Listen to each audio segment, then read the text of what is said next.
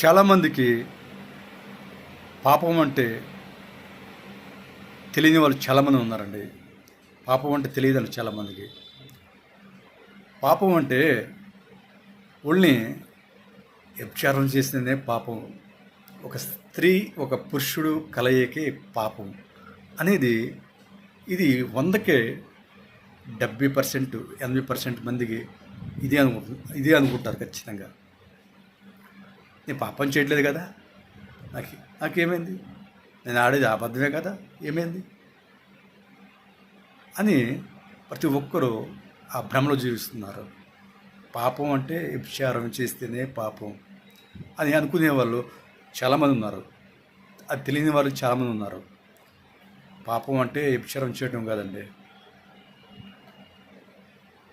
గెహాజీ ఏ పాపం చేశాడంటే అతనికి కుష్ఠరోగం వచ్చింది. ఒక అమ్మాయితో పాపం చేశాడా? చేయలేదు కదా. చేయకుండా మరి కుష్ఠరోగం ఎందుకు ఎట్లా వచ్చింది? చేసింది ఏం చేశాడు? ధనాపేక్షతో కోసం ఆరాటపడ్డాడు. తనకు దేవుడి శిక్ష, తనకి తన కుటుంబానికి కుష్ఠరోగాన్ని, తన సంతతికి కుష్ఠరోగాన్ని శిక్షగా వారికి బహుమానంగా ఇచ్చాడు. అంటే చాలామంది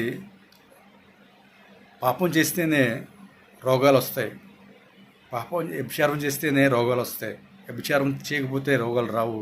మరి నేను ఆడింది అబద్ధమే కదా, నేను మోసం మాటలు చెప్పా కదా, దొంగ మాటలు చెప్పా కదా, దొంగతనం చేశా కదా, దీనివల్ల నష్టం ఏం రోగం వస్తుంది? ఏ రోగం వస్తుంది? బ్లడ్ కలయిక ద్వారా రోగాలు వస్తాయి అనేది చాలామంది భ్రమలో ఉన్నారు.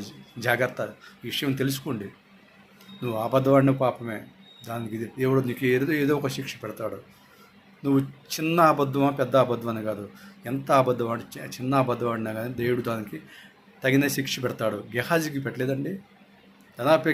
ధనాపేక్షతో ముందుకెళ్ళిన గెహాజీకి కుష్ఠరోగం పెట్టారు. మరి ఈరోజు నువ్వు చేస్తున్న ఉద్యోగం కాడ ఎన్ని అబద్ధాలు ఆడుతున్నావు? నీ ఇంట్లో ఎన్ని అబద్ధాలు ఆడుతున్నావు? నీ భర్త దగ్గర ఎన్ని అబద్ధాలు ఆడుతున్నావు? నీ భార్య దగ్గర నువ్వు ఎన్ని అబద్ధాలు ఆడుతున్నావు? నీ బిడ్డల దగ్గర ఎన్ని అబద్ధాలు ఆడుతున్నావు? ఎందుకు మోసం మాట్లాడుతున్నావు?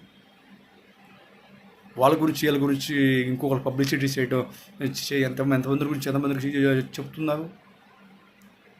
పనికి మళ్ళీ ముచ్చట్లు వ్యర్థమైన మాటలు చెప్పట్లేదా? ఎందుకు పాపం? దేవుని ఆజ్ఞ అతిక్రమము పాపమే. దేవుడు ఇచ్చిన 10 ఆజ్ఞల్లో దేని అతిక్రమించిన పాపమే.